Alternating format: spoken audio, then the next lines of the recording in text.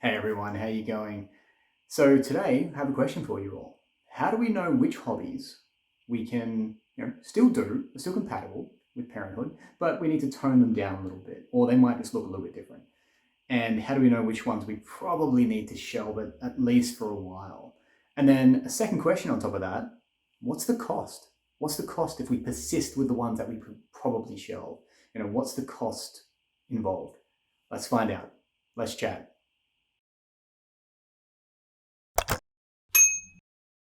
Welcome back. Welcome back. So last video, we looked at a hobby for me, gaming, and how I found a way to work it back into my life, how I found a way to bring something that I love and really enjoy, how I found a way to embrace parenthood, but still embrace gaming as a hobby. And obviously, as I said in the last episode, it looks very different. And if you haven't seen that episode, please do go and check it out. There's some great stuff in that video. And I think great stuff for everyone. Even if you're not a gamer parent, I think there's enough there for somebody who has different hobbies. So it's not just for gaming. So I did want to stress that quickly here at the top of the video. And so this video, as I mentioned, is all about, how do we find that balance? How do we find the ones that we, the hobbies that we can keep, they're still compatible, we tone them down a bit, they look different. How do we find those ones and put them in a bundle? And then how do we find the ones that we should probably, we should probably just put away in the cupboard for a while? They'll come back at a later point. But right now, you look at them and you're like, I probably just can't do those ones. How do we find that separation? How do we find out which ones our hobbies are falling into? And so let's have a look at one example here for myself, and try and put yourself in my shoes here with whichever hobbies it is that you're working with. And there's going to be answers and questions here that I'm going to pose for myself that will probably still be relevant for whatever hobby it is that you're trying to deal with here. So a bit of backstory. So we're about a month into our parenthood journey. Things are going much better. I have, as I mentioned in the last video, I have found a way to incorporate gaming into my life in some capacity.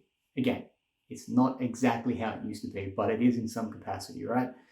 So I found a way to do that. We're a month in and I get a call from a mate of mine, and he's a really good mate of mine, and we have a Dungeons and Dragons campaign that we've run, and it's super loose. Like, we're super loose about it. Thunder and lightning. Super loose about it. We have maybe one session every month, or one session every 6 weeks, or whatever it is. We just try and fit it in so that whenever everyone collectively is available, then we get in and we have that one episode, right? Or that one session. And so he calls me up. We're about a month into having our first child now, and he's like, "Hey, can you step away for a session and just come hang out with us?" And at that moment, the first thought that was in my mind was like, "Hey, I have been in a bit of a baby bubble." And you'll hear people talk about the baby bubble, where you become a new parent, or even a second parent, or a third parent, whatever it is, and you enter this little bubble where the baby is just your world. It's just like a dome or a bubble over the top of your world, and it's just you, your wife, children, and that's it. Everything else that's out of that is kind of it's kind of not pushed to the side, but it's external to the immediacy of what a child is bringing into your life. And so I looked at it, I'm like, look, I have been in a bit of a bubble. I've barely seen any friends or spoken to them. Those gaming sessions aren't happening at the moment. So, those late night gaming sessions where I just get to, chat to my friends and be social in that way isn't happening at the moment, which is super important. We'll chat about that later. But that's not happening either. And so I get to this point in my mind. I'm like, okay, well, this is a good opportunity to just break away for a little bit, have a couple hours to myself, and just enjoy that part. So I'm like, okay, I need to find a quiet moment to talk to my wife about this, just because, she has to be on board with it. It can't just be a decision that I'm making here. And so I did. I found a quiet moment and I talked to her about it. And, to my surprise, to my utter surprise, she was in. She was happy for me to do this. She was happy for me to step away, go catch up with some of my friends. And, that session was in 1 week's time. 1 week's time. So I was like, okay, this is great. And what was most surprising about that, the fact that she was in, is the fact that normally, anyone who's been in one of these sessions for Dungeons and Dragons, this is not a 1 hour commitment. This is a 3 hour, 4 hour, 5 hour commitment. Like some of these go for a while. Now, me and my friends, we normally fit somewhere within the 3 to 4 hour region. So when my partner said yes to that, I was like, oh, okay, wow, that's actually quite a bit of time that I'll have to go and do something else where I'm in a different space for a little bit. And so, it's in 1 week's time. And so the whole week, I am noticing two things. One is I'm noticing a general level of excitement building in myself to go and catch up with my friends in person and actually, talk to them about what's been happening in my life and, just talk to them about, some of the challenges I'm facing, that we're facing as a collective. And then also just to play some Dungeons and Dragons. There's a general level of excitement that's building for that week. And then the second thing I'm noticing is a couple of warning signs here, which I should have really cued into, is that my wife is progressively getting a little bit crankier during the week. And obviously, there's a lot of things that go on that can contribute to that. It wasn't just my husband has this thing coming up in weeks time, or as the days are ticking past less. It was just the general flow of things, and I think she also needed to get out, and the fact that I was going to get out, I think, was drawing on her a little bit. Now, when it came to the actual day, obviously my excitement's up here, hers is down here for this to happen, and she wasn't, and I guess I wasn't really connecting with the fact that, hey, me stepping away is causing her energy levels and her excitement to be down here about general life stuff.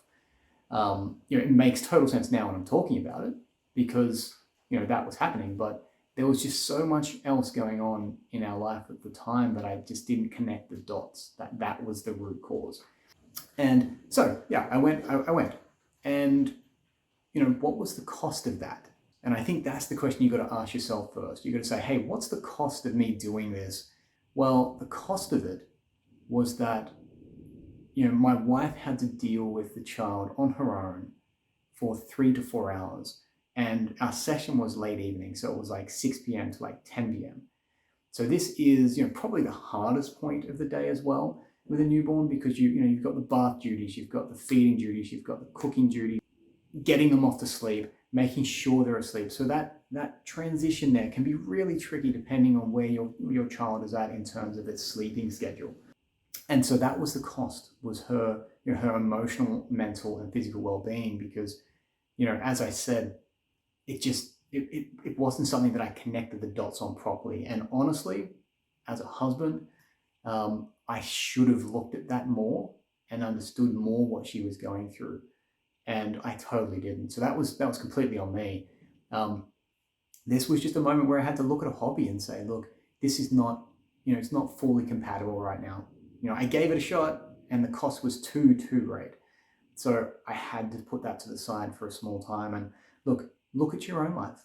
Look at, especially if you're in parenthood right now, and that's what these videos are really tailored for. It's reflection. Look at this and say, okay, well, what hobbies do I have, that probably need to be tweaked, and will look different? And which ones do I need to put to the side and say, I just can't do them right now, but I will get back to them at some point. So that distinction, you need to make a distinction on all of those. And really what it comes down to, and this is a word I used in the previous video, is compatibility. Is your hobby compatible with parenthood and the demands that it takes? Even though my wife had ticked it off and saying, yeah, green lit, go for that, the week prior, I should have just, made sure as we were moving along, hey, is that still okay? Is that still something that I can do? And I think the beauty here is that when you do find things like this, where you're like, hey, I would love to be able to do that if we can fit it in, always make sure that you give your partner an opportunity to continue to weigh in on it as time goes past. And also give yourself an opportunity to be able to give your wife back the same level of time. So if you know that your thing, whatever it is, whatever this hobby is going to be a 1 hour, 2 hour duty, make sure your wife gets 1 to 2 hours as well to make, just to keep that balance, because everyone needs to be able to break away. Everyone needs to be able to break away, because parenthood is not something that is really, really easy. It's something that is demanding, and it's something that can be quite challenging. Anyway, that's it, guys. Thank you very much for joining me today. I hope you have a fantastic day. I hope you take some of this on board. Create a list of the hobbies that you think are compatible and ones that are not. Chat to your partner about it. Make sure she's on board. And take care of yourselves, guys. Chat soon. Gaming Fathers.